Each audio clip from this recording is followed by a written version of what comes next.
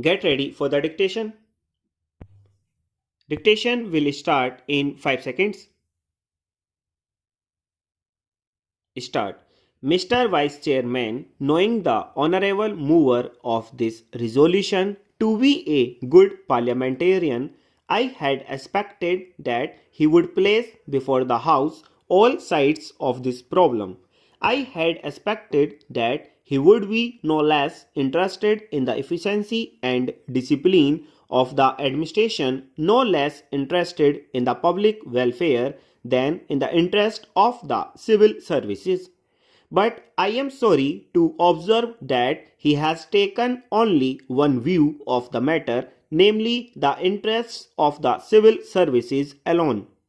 He has not at all dwelt upon the frightful consequences which a strike of the sort we had to misfortune to have would have had on the country and the pupil in general. He has spoken, no doubt, in measured tones, unlike the honorable member who sat to his right in the morning and who raised a shout wanting to make up by sound what his arguments lacked in force. I wish to submit to this House that it would be incorrect and it would be imprudent for this House to accept this resolution. It would be incorrect because by accepting this resolution, we would be laying down something bad in principle and we would also be accepting a policy which would be suicidal and which would cut at the roots of discipline in the services. To the merits of reinstatement or otherwise of these persons, I will come later on. I doubt the very propriety of Parliament going into this matter. Now let us see what has happened. Whether right or wrong, departments have taken up the question of these strikers, those who took part in this strike, those who indulged in disobeying the ordinance.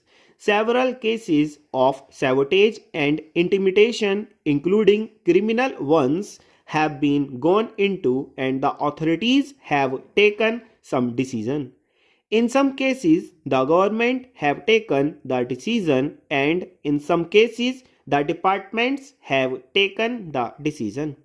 Now, would it be right for Parliament to intervene or interfere with these decisions?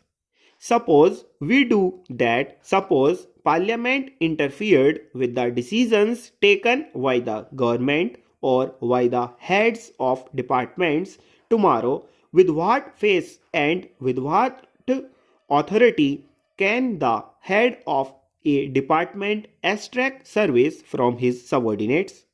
This is the question which the honorable, the mover must see and also the other honorable members who have spoken in support of the resolution.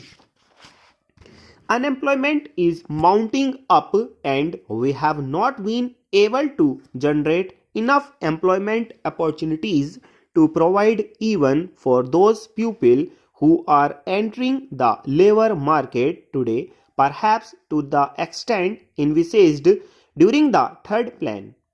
The point that I want to make is that it is not quite justifiable to take only one aspect of the third plan period, namely the exigencies of capital mobilization, out of the context of the general economic situation in the country.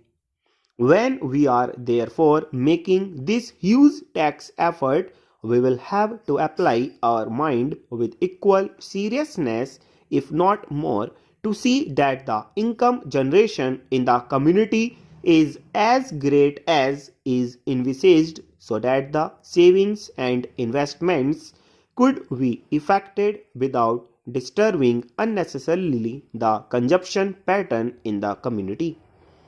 Whenever there is any tax on corporations, that this cry is raised, and this cry is always belied by what the industrialists themselves have claimed to be the sensitive barometer to find out the climate for capital formation.